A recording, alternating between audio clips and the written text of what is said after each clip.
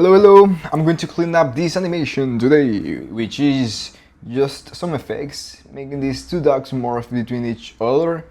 Yeah, well, while cleaning up this animation, we can have a little conversation. And there you go. Let's create a new layer here. I'm going to clean up. There you go. Amazing. So I'm going to grab a brush here, which I'm going to create a new color, and I'm going to call this morph. No, it already exists. So I already created this. The Henry of the past already took care of this. Boom. Smoothness. I'm going to increase this one. Awesome. There you go. So let's clean up the first frame just to establish how the cleanup rules of these effects is going to look like. So boom, we have a line like this, we have another line like this, and then we have here, and on this cleanup I'm going to also focus on simplifying these lines. Simplification is one of the main huge things for me when animating. Hoofa, beautiful. See, I'm trying to get all of this in one line only. Boomba. Be confident with your lines. Confident. That's the thing, Henry, but I'm not confident with my lines. I'm not even confident about my life. And I'm like, dude, come on here. And then I go sit next to you, and then I light on a cigarette. You be like, here, it one's for you. And you be like, Henry, but I don't smoke. And then you'll be like, now you will listen to me. The only thing that I consider how to be more confident with your lines is to be able to have clear ideas. Most of the people start thinking like, yeah, clean lines comes from practice, comes from just practicing. But actually, that's not at all completely true, because if you practice but you have no fucking idea where you're practicing, then your lines will keep looking like shit. And the lines are only a translation of what you have in your head into the paper, into the canvas. Your lines are ideas, and if you don't have clear ideas, then that's why your lines start getting messy or starts feeling all over the place. So it's very important to consider not only the practice, but also what you have in your mind while you're practicing. And that for me was the game changer.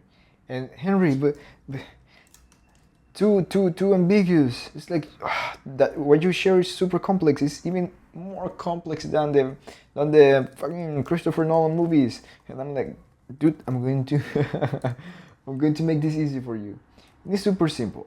And if you have clear in your mind which are the fundamentals do you need to use, the tools that you need to use to visually communicate your ideas, then you will not waste time looking for solutions on another language. Let me get this straight. If we know that we can design lines with these three type of lines, CSI, do you think I'm going to start adding lines like this or like this or like this? No fucking way. So for me, these are some important concepts. Keys, CSI, keys, which it means keep it simple, stupid. That's something that I learned when I used to be a graphic designer. And keep it simple, stupid means you'd only use these three type of lines. Henry, shh. Dude, you don't need to use any more lines. It's like a computer. The computer only uses the 1 and zeros, right? I don't know, I'm not a nerd.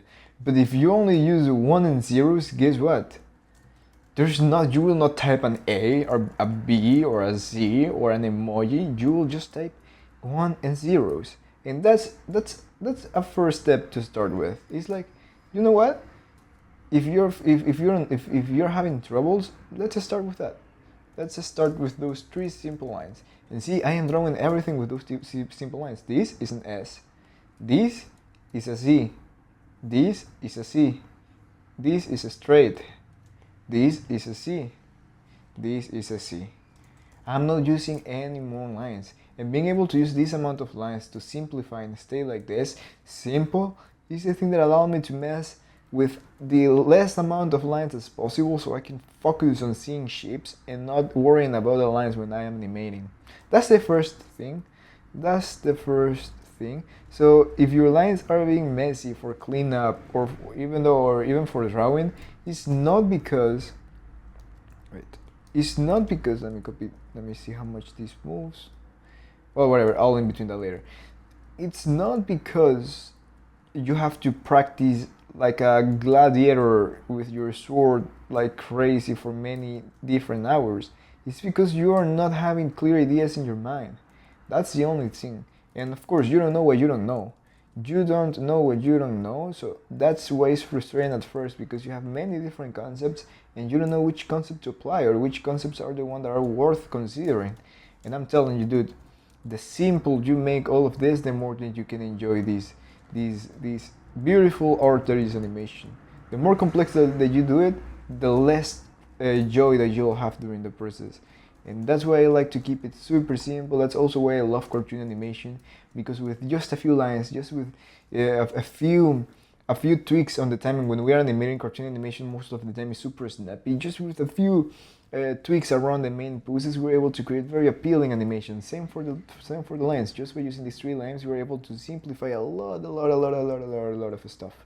So it's about simplification. Everything is about simplification to make your life easy. It's all about to make your life easy. I remember I was talking with Harshit. He's one of the artists inside of my community, in which I am helping them to just get out of the newbie mindset, sharing all the tools that I have learned over the years. And I like to call it tools instead of concepts, because I feel like we are like Batman, and the more tools that we gather, the more tools that we collect, are the more weapons that we have in this tool belt that we earn.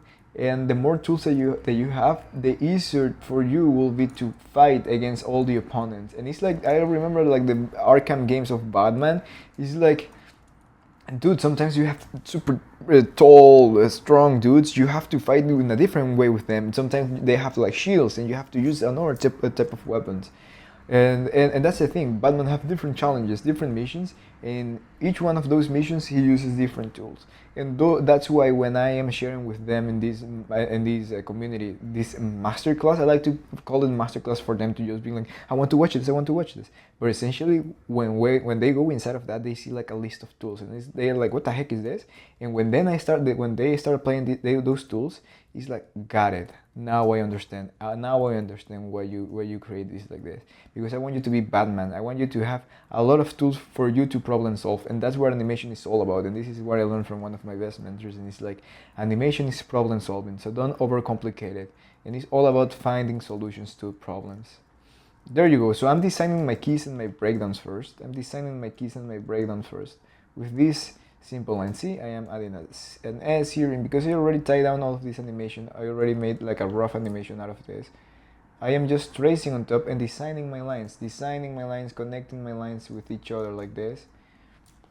Let me be more clean here. Boom. See?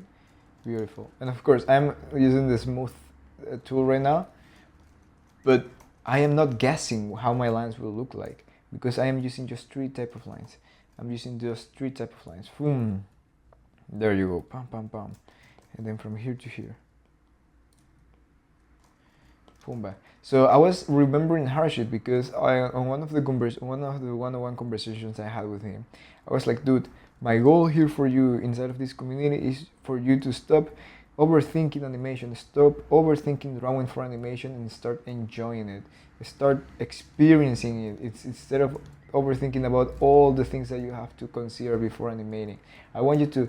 I don't like when people approach this career. We're already in an artistic career. Why will we approach this as fucking doctors or as scientists, just going step by step to get somewhere? Dude, if we're already in an artistic career, isn't it the point that the main goal for us will be to have fun, to enjoy, and to experience this like the same way a guitarist will experience playing guitar, or a pianist performing in front of a lot of people? It's the same way when in the equation, we're in the equation of being an animator, of being an artist. an animation artist, where is that we lost all the joy for this craft because we're starting to overthink about all the technical stuff. And it's like, I want to help you to get out of the nerd mindset, because everything changed for me when I stopped being a nerd and started approaching this career as a rock star. Having a different mindset allowed me to experience animation in a different way, and as a consequence, having a better result in all the things that I was doing. And he was laughing and told me like, Henry, I think I'm still a nerd. And there's like, good that you are good that you are being self-aware of that, because that will be the first thing to work on, so I can help you get out of that mindset. It's impressive. I have the pleasure of meeting the artist that I admire the most, even in person. And when I ask him, even when I was a nerd, I ask him like, dude, what is the thing that inspires you the most? What is the thing that inspires you the most in animation? Well, I remember one of those were like music. And I'm like, what the heck? Music? I thought like you were going to say like something about timing or something like that, but no, it was music. And then I remember meeting another one of my favorite artists, and I asked him like, dude, it's like, wow, dude, I really like the timing, the timing of your animations, blah, blah, super nerd. And the way that he answers is like, yeah, I really approach timing for animation the same way that I approach, sorry, low battery here, la concha. He was like, dude, I experienced this in the same way that I experienced playing guitar. When I wrote music, it's the same way that I experienced timing, so I can create this punchy timing in my animations. And I'm like, that's really cool, dude. That's really cool. And that's really important to ask people, other people around, like how they experience the thing that we love. It's more important than asking questions, technical questions of being like, hey, how is that you track your lines? How is that you track the spacing? How is that you flip here? No. You know, I start changing those questions because of the answers that I start receiving from these amazing people, amazing artists too. And it's that they don't think about animation. They experience animation. And that's the main thing. That's why when I give feedback to the artists in my community, I'm not giving them feedback like, yeah, consider this. I do point out all the technical stuff. Most of the time it's me screaming, being like, dude, you feel this? You can see this? Can you feel this and this and this and this? Because that is what it's all about. It's about experiencing animation. It's all about experiencing animation. It's all about experiencing animation. Boom. And even though right now that I'm just drawing lines, I'm also putting some energy in these lines. I am also trying to design beautiful lines. See how I'm feeling the lines? I'm not just thinking like, how precise can I be with my lines? No, I'm having a good time with my lines right now. I'm being friends with my lines. And that's something. If you have, what is the relationship that you have with things? That's another cool question that I like to ask to people, especially to artists. I like to ask, how is your relationship with money? And it's impressive some of the answers, because some people doesn't have a good relationship with money, some others do have a good relationship with money, and it's all about relationship. And the relationship that we have with things is huge to understand, or to being able to empathize with other people's perception. So what is my relationship with animation at this point? What is my relationship with animation? My relationship with animation is is a relationship like, I feel like a guitarist, or I feel like I have a rock band, and I feel animation for me right now is my music. I feel animation is my music. I feel animation right now is my album, is my record. And I feel like when I am animating, I'm recording my next album, I'm recording my next song. And it's really cool because I start feeling more like a rock star and less than a nerdy just trying to do stuff just because I love the medium. And that's another cool thing. To talk. I used to be also very stubborn into being like, 2D animation is the best thing that can exist in the world. 2D, fuck 3D, fuck cut out, fuck everyone. 2D, traditional. That's the most genuine animation style. I was so wrong. Well, I was limiting myself too much for all the beautiful things that I can experience in other mediums like 3D.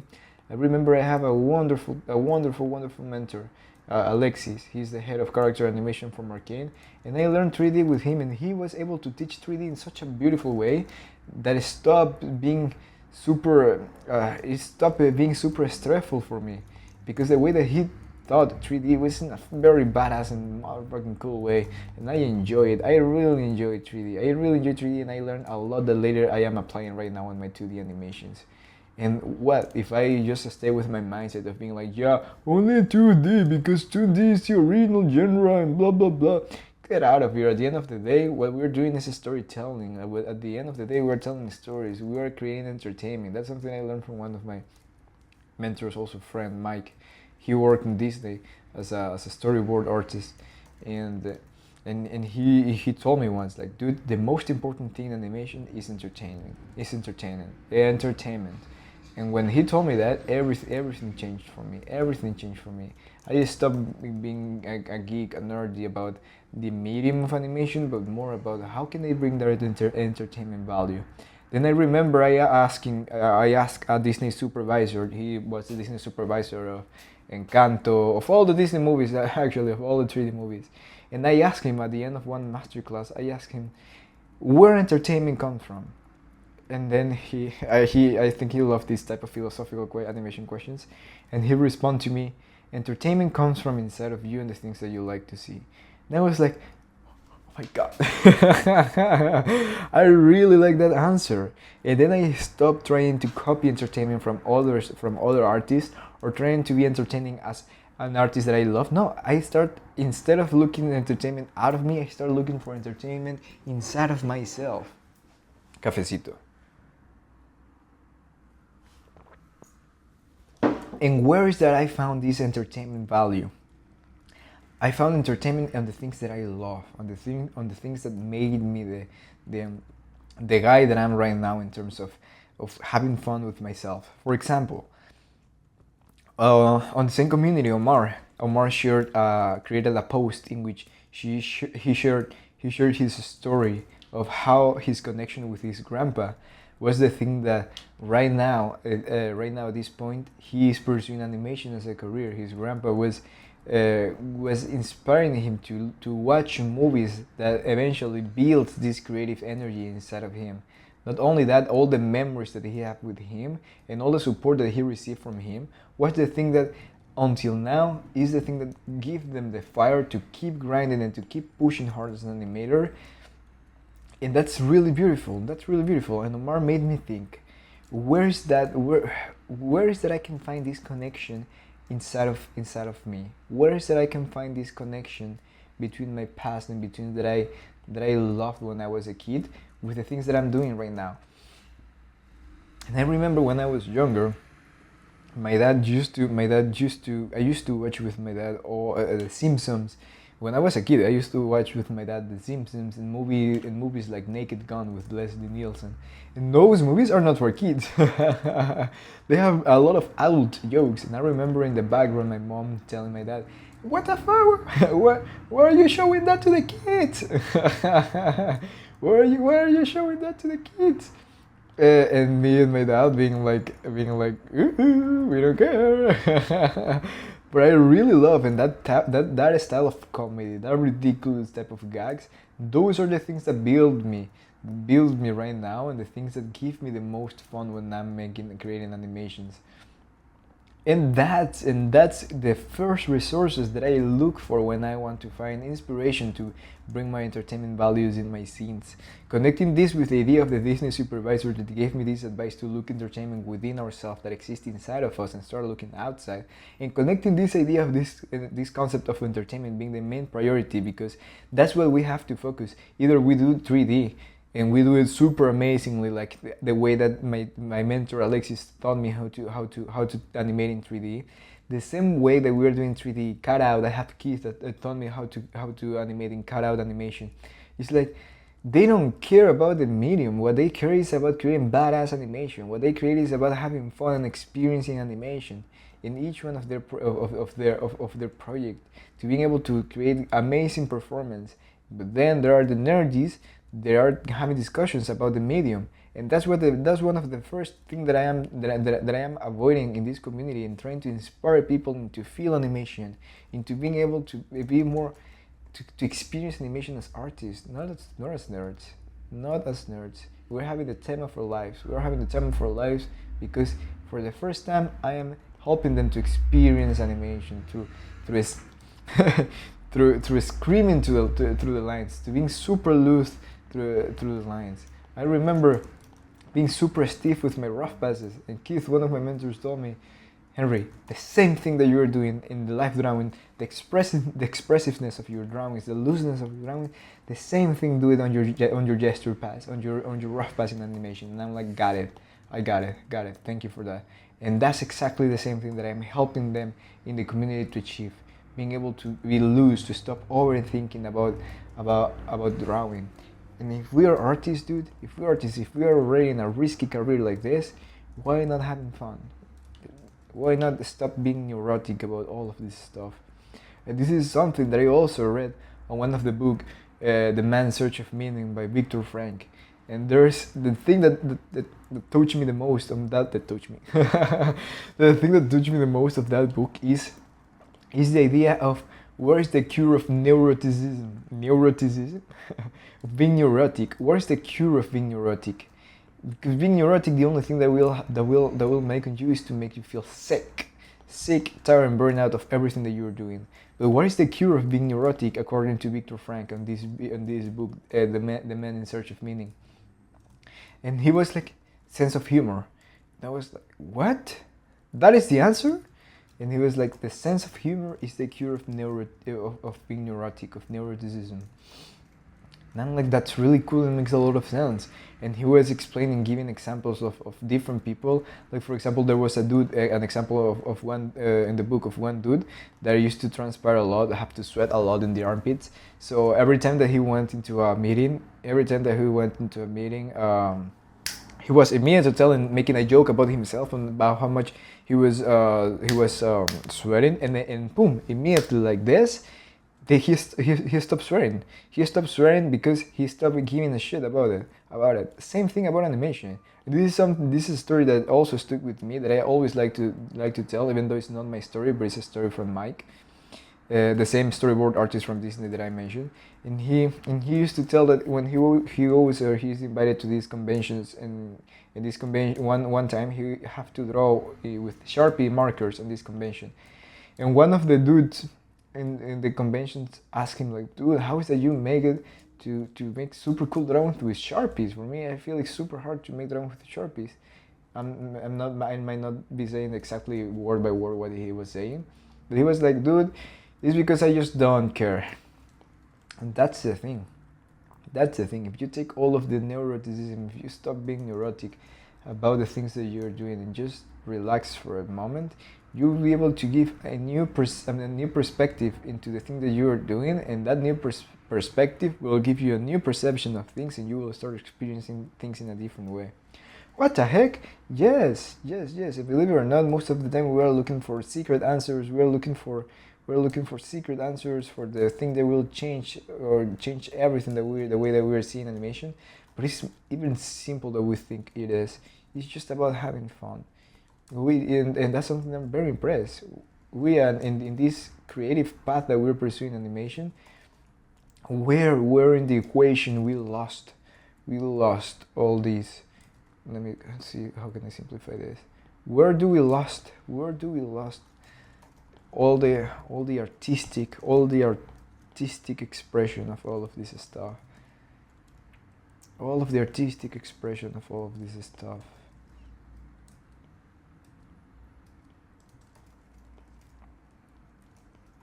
Boom.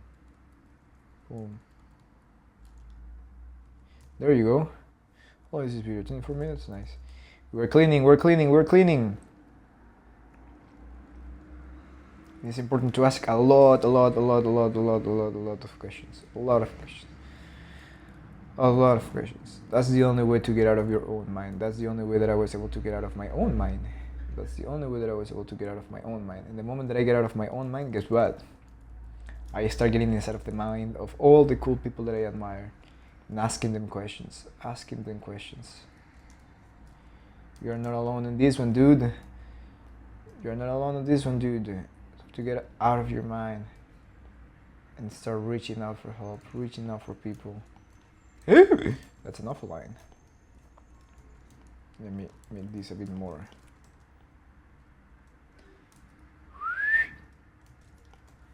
There you go. Clean this shit. Oopsie. And boom. Boom. There you go. You didn't see that. And and yeah. Even when I, like, for me doing these short films, for me this is new, and I feel like I found my passion in terms of what I want to do in terms of animation is about short films. It's about short films.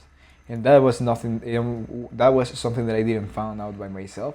That's something that a mentor of mine reached out to me. It's like, Henry, I see all the amount of energy that you're putting into all of this stuff. You shouldn't be competing with your classmates, but you should be competing with other universities. And he was pointing out other possibilities that I could start exploring by making short films. And it was really great. It was really great because I started. This is the beautiful idea that I want to explore right now. I'm going to start this beautiful idea by the end. The message of this idea is that when you find the genuine way of pursuing the career that you're pursuing, that career will transform you. That career will transform you. And this is how animation transformed me, even though I was through finding a genuine will of pursuing the career. The first time that I heard that from this mentor that told me, like, hey Henry, you can start doing this in order to compete with other universities and all of that. You can see all the things that you can. Cheers to Joel for that.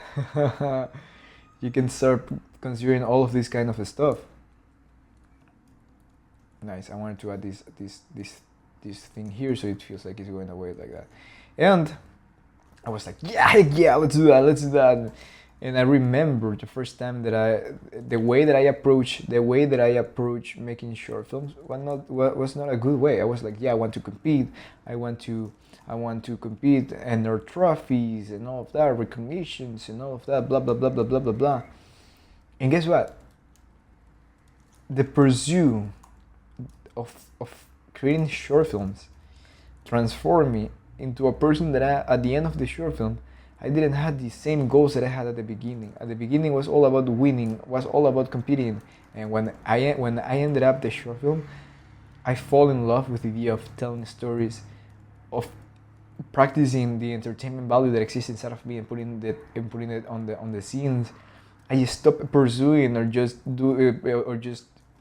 because at the beginning I was like, yeah, I just want to be a master of this craft. So I'm going to do countless animation pieces until I master. What the heck was that kind of life? And even though I was doing it, I was not happy because I was just animating just for the sake of pursuing mastery. No, but when I started doing short films, even though I was not starting with a genuine pursuit, I ended up falling in love with the act of making short films because I felt like for the first time in my career, I started feeling this like as a musician. I start feeling like a rock star. I start feeling like a rock star. I start feeling like, wow, it's super cool. And what if each short film is like a song, and each short film builds is part of a record. So I fall in love with the idea of the idea, not only of the idea, because it's a tricky question also to ask, like, are you in love with the idea or with the thing that you are doing? But I was in love with both, with the idea of making short films and the process of making short films. I was no longer making random shorts, random animation pieces for the sake of mastering my craft, but I was animating pieces that connect with each other to tell a bigger story. And that made me fall in love. That gave me more energy to pursue this than just animating scenes just for the sake of mastery. And that's really cool because this is how this pursuit of making short films transformed me from being a stubborn dude that wanted to create everything by my own. Wanted to create everything by my own, just to compete and win trophies, into in the middle of the process being like, dude, I really love this. I really like telling stories. I really love creating my own characters.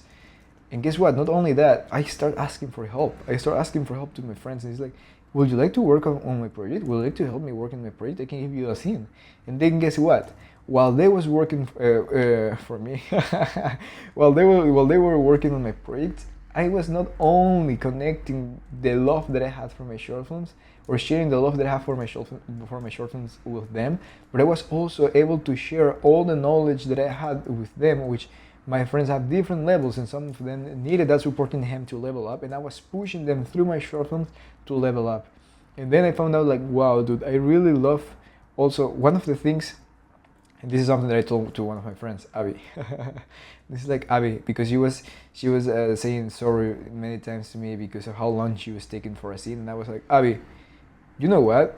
I'm 10 times grateful that you are working on my short film, and I would rather prefer you taking this amount of time that you're taking than me animating this on 2 days, because I can animate this in 2 days. I can animate this in 2 days. But I really, for me, it's really more valuable how this scene is how this scene is changing you, how this scene is helping you, because this scene will not help me at all. I can animate this thing in 2 days, and that scene will have no meaning for me at all, and that scene will not change me at all to me, and will not help anyone around you. But this scene, for the amount of things that you're telling me and how many things you've been learning on this scene, I'm happy that you're taking this scene, and I'm happy that you're taking weeks to animate this scene, because this scene is changing you. This scene is helping you, and this scene have a meaning. This scene now have a meaning to be. This scene have a meaning to exist. And every time that I see this scene, I'm being grateful that you worked on this scene, because I'm like, this scene helped Abby to understand this concept. No, not only that, it helped you to push yourself to go to the next level. And then that's something that I share with her. I'm very open with the thing that I feel and that I think. And it's that I was able to not only inspire other people with my short films, but also to help other people through the process of making these short films. There you go. See? And that's how the experience of making short films transformed me from a dude that just wanted to pursue the stuff that I told you that I was pursuing, to a dude that I was already experiencing animation in a new way. So there you go. So that's the thing. Even though we're not pursuing things in a genuine way, or if there is something as genuine to pursue, there are some careers that are super beautiful in itself, like animation, like music, that it will eventually transform you or touch you into transforming yourself into a better artist. And I strongly believe that.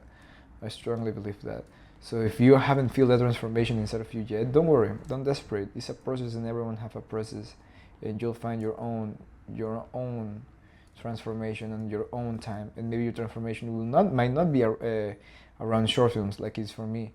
Maybe your transformation will be through working on a studio, or through helping clients, maybe through freelancing. So the transformation can happen to you in different ways, and if that transformation happens to you someday, let me know. I would love to hear that.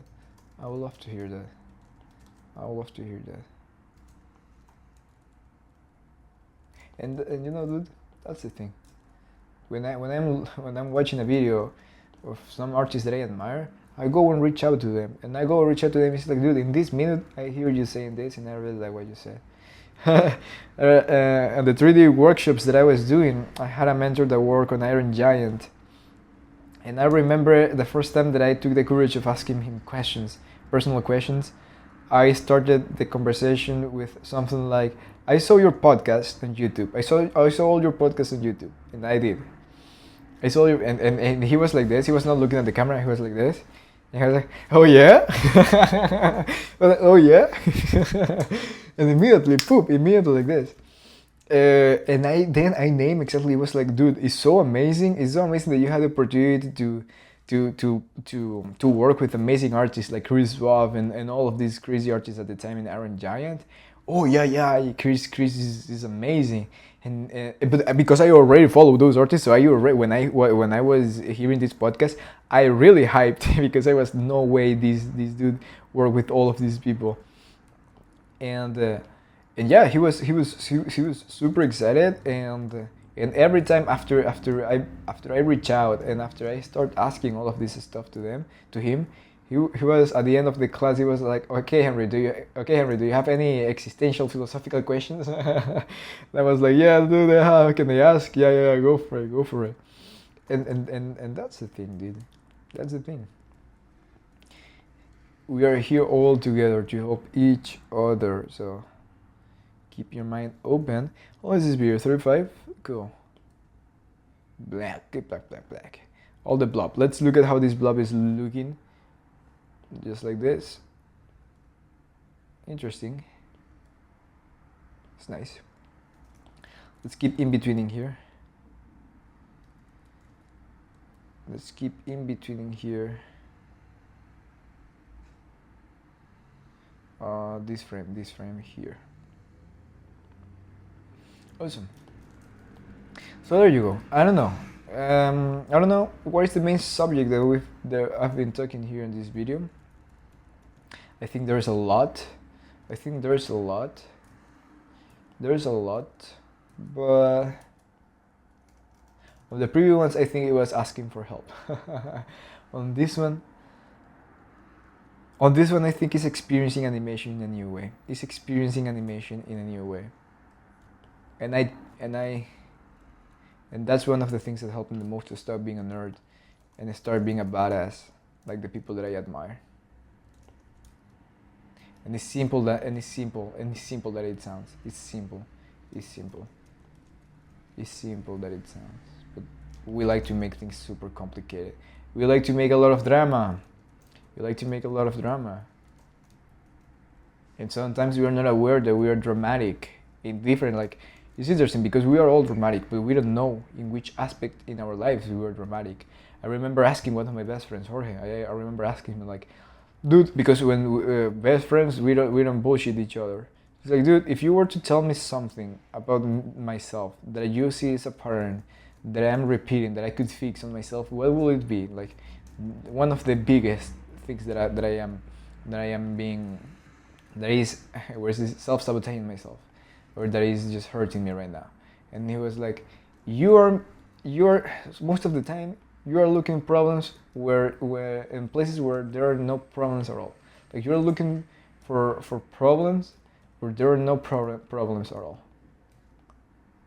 And sometimes I'm like, I was reaching out to him. I was like, dude, can you believe? He's like, ah, fuck. He's like, this and this and this and this and this and this happens. But it's like, for example, I don't know how to say this. It's like, this cool thing, dude, this cool thing happened to me, but I feel like this and this thing is not going well in this thing. And I'm like, he's like, dude, but the thing that happens to you is good. Like, you have these tools, you're this person, you have these virtues. Like, there's nothing to be afraid of. There's no problems at all because you're a person that can handle those things.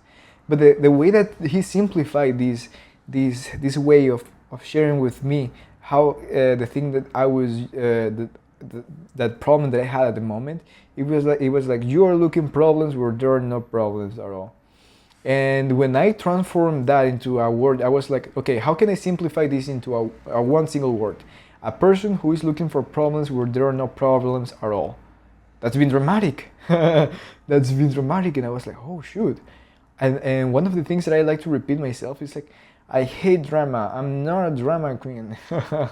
I used to say a lot, like, I hate drama.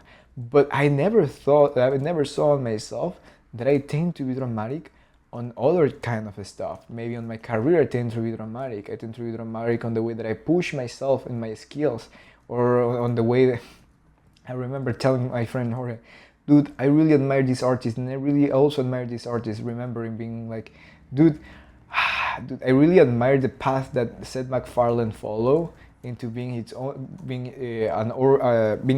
its own thing, creating its own art, its own shows.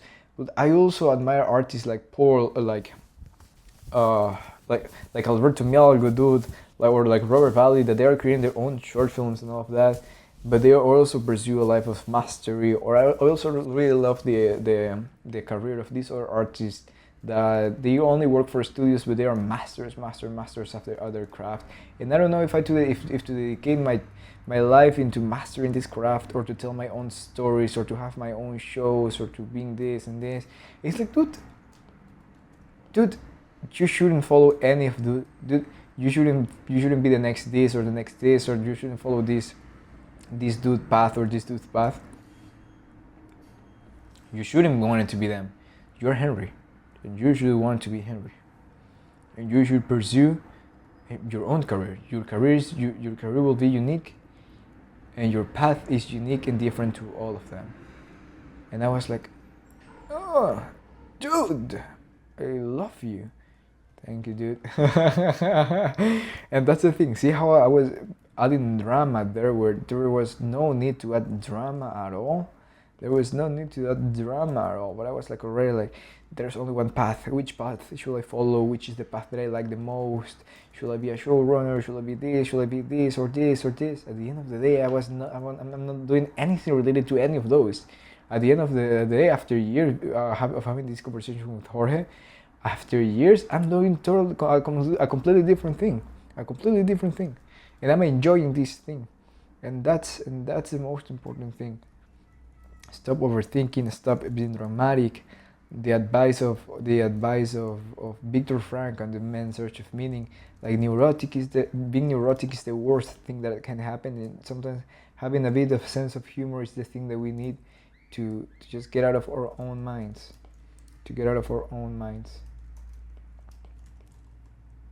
So there you go. Have you ever considered that you might be dramatic in an aspect of your life that you're not? Maybe in relationships you're not dramatic, but maybe you're dramatic with yourself in your career, like I was, or like sometimes I also tend to be with my own career. There you go.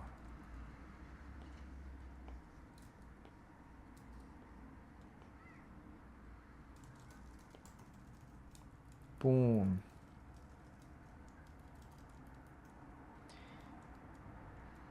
There you go.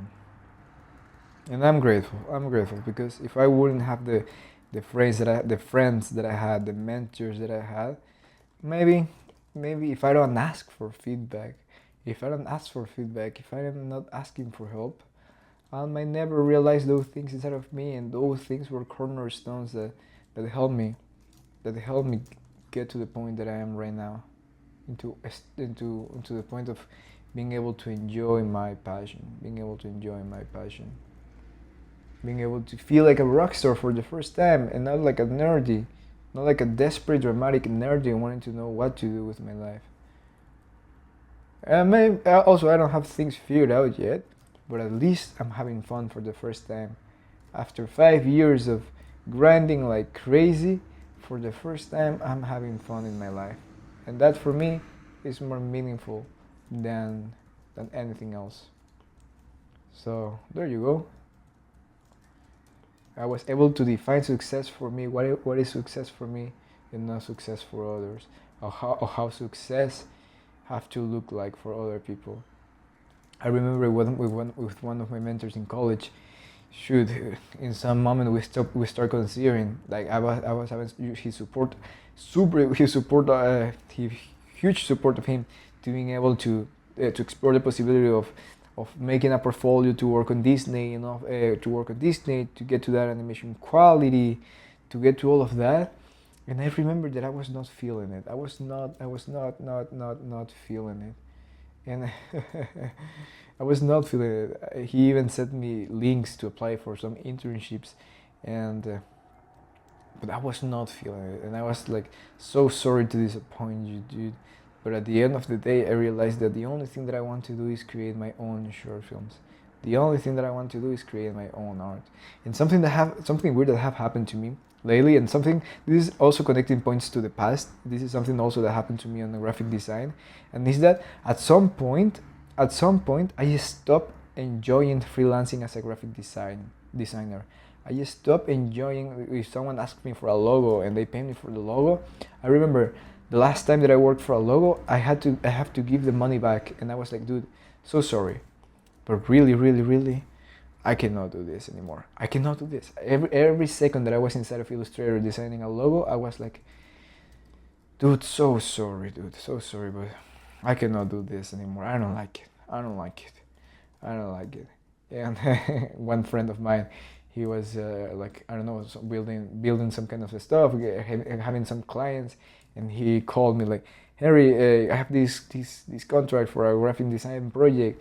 And I'm like, dude, so sorry, but I don't like to work as a graphic designer. But what? We have this money, you know? So sorry, dude, but no. It's like I cannot handle a minute. I cannot handle a minute right now. Just working for someone else in someone else's graphic design. When I do my invitation for parties and all that kind of stuff, I love to open the softwares. But I cannot work as a graphic designer for other people. They don't feel good, and that's something that I may be sharing right now, is that lately when I open scenes for work for clients or studio work, and I open scenes, I start feeling like the same way that I start feeling for when I used to draw logos. I start feeling like, wow, this is ending soon. I am stop enjoying animating on other people's animations. And because it's super hard work, animating is hard work. Dude. It takes a lot of time and patience to create a good animation. And because it's hard work, I'm like, the only way that I can go through this hard work is by animating my own projects, dude. Other than that, animating takes a lot of time, takes a lot of energy, and just putting all of that energy in something that is not for me. Recently I'm starting to feel in the same way that I felt on designing logos in working in animation. But when I work on my own animations, let's put 10 extra hours. Boom, boom, boom, boom, boom, boom. I feel these lines here are not working that well. Here at the bottom is working nice, how it's flowing around. Here, this line here, I feel like I can twin this better. So it's like that. I remember I asked one of my mentors once, like, "Hey, dude, I really admire this dude, and I know this dude is working on this on this studio. Can you send me an email there? So an email there inside of that studio to send some messages and see if that opportunity happens. The only reason that I want to work there is because of that dude. I want to meet that dude." And he laughs because he knew that dude, and he sent me the email and all of that. But yeah, that opportunity never happened. But I think those are the motivations that I had. Either people working with people that I admire, or just working on my own projects. Working with the people that I admire, or just working on my own projects. But there you go. I think something is going into an end, but something even more beautiful will start soon, and I have faith of that. I'm not being neurotic of like, dude, I cannot believe this is going to happen to me. I'm feeling that I don't like animating. No. I'm trying to understand myself. I'm already 27, dude.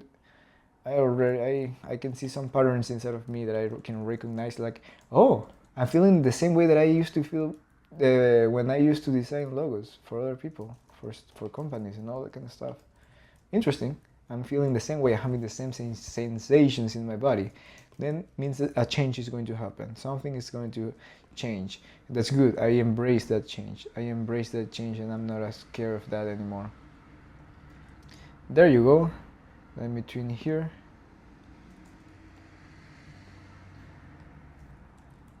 So yeah, these are just in-betweens, slow in-betweens. So I'm going to focus on the lines here. Boom. That's a good book. The Man's Search for Meaning is a good book. It's a good book. I only read it once, but I feel like it is one of those books that deserves a lot of reads. Another huge book that I read when I was 19 that helped me a lot was How to Win Friends and Influence People by Dale Carnegie. That book changed me completely, and I feel it should be like a Bible for everyone for everyone on their own house. And I feel like that's something that helped me the most into networking with people in the industry. That helped me the most. I learned how to communicate with humans, and and it's a very beautiful book. It's a very beautiful book. I remember one friend of mine once saw that book that I had, and she was like, why you have a book about how to make friends? Weird. How you have a book about how to make friends? But it is, even though the name is like that, it's not a book about how to make friends. It's a book about how to learn how to connect with people in a more authentic way, and how to be able to connect with people, how to be able to also interact in weird situations with people. I remember there's one chapter in this book in which two people were invited into a dinner, and there was someone talking. The host of that party was talking in front of everyone and saying like, "Yeah, I know this because this is from this book and this is from this author and blah blah blah blah blah blah blah blah." And he was quoting that thing from that author, but there was someone inside of that meeting that went with a friend and it was like, oh no, you're wrong. No, you're wrong. You know what? I think that's not from that author. I think this is from this book because I know this book. And then the friend that come with him and the party kicked the leg behind the below the table. It's like shh. It's like hey. And he was like huh? And then he continued talking. No, I'm sure this is from this book and from this author. And then at the end of the party, these two friends and the friend that kicked this dude below the table, this friend asking like, "Why you did that? You knew I was right. You know that I'm a big fan of that dude that he was quoting, and you know that I was right." And he was like, "I know that you were right, and I know that quote was from the exact page that you mentioned, but they don't have to know it.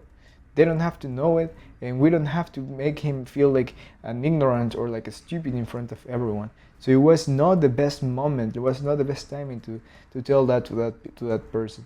It's not that you weren't right. It was not the good moment to say it. And it's really nice. It's really nice to have those examples and to being able to have these books, to have this knowledge out there, so we can apply it in different ways, in different aspects in our lives. Boom. So there you go. 2 book recommendations. And not only to help you experiencing animation in a better way as a rock star and not as a neurotic nerd. I will start using that analogy, a neurotic nerd, and stop being a neurotic nerd like I was when I just first started, and start enjoying. And the earlier that you start enjoying and experiencing animation and experiencing your passion, dude, the less of a grind it will feel, and again, that's a cool thing, because it will stop feeling too much as a grind. It will start feeling more of like a creative act, and once you start feeling like a kid playing, guess what? You'll be able to practice more. You will be able to perform better, and to practice more hours. And that's a cool thing. You will start losing the sense of time, and when you start losing the sense of time, guess what happens? You work a lot more. And you become so much better.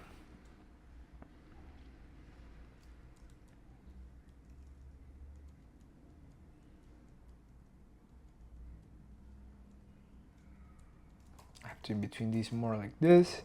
There you go. This takes time. For YouTube reasons, I'm going to leave this video here, and I'm going to finish the cleanup on my own, and then just show you the final result at the end of the video. And there you go. That's something that I wanted to talk here. How changing my mindset helped me to experience animation in a good way, and stop being a neurotic nerd and start being like a rock star and experiencing animation instead of just suffering and trying to be super structured with my mind and being able to just overthink stuff. And it's very important, because the only way to experience animation, the only way that the thing that helped me the most to experience animation was to being able to ask a lot of questions to the people that I admire, to expose myself into environments in which I was able to challenge my own beliefs and not being self-absorbed with my own thoughts. And trying new stuff. Maybe this thing that you don't consider that will be the game changer for you could be the game changer for you. Maybe if you're scared of doing short films, that will be the thing that can change completely the way that you perceive animation. Maybe it's not short films. Maybe it's taking the courage of applying for a job. Maybe it's taking the courage of reaching out for the people that you admire. And those are the things, those steps that you take out of your own mind to start connecting with the world outside. Those are the steps needed to take to be brave, to expose yourself to challenges, and to being able to open your mind into seeing new possibilities that will help you experience animation in a good way. And for me, the best way to experience animation is by being able to start enjoying animation. If you start enjoying your passion, that's a win. That's a huge win. And the earlier you are able to experience and enjoy animation, the better. And guess what? You don't need permission for anyone. You don't need a job to experience and to enjoy animation. You don't need validation for studios. You don't need validation from anyone, and neither permission from anyone. The only person that is going to give you permission to enjoy your passion is you. So hope you find that in yourself, and see you next time. Bye bye.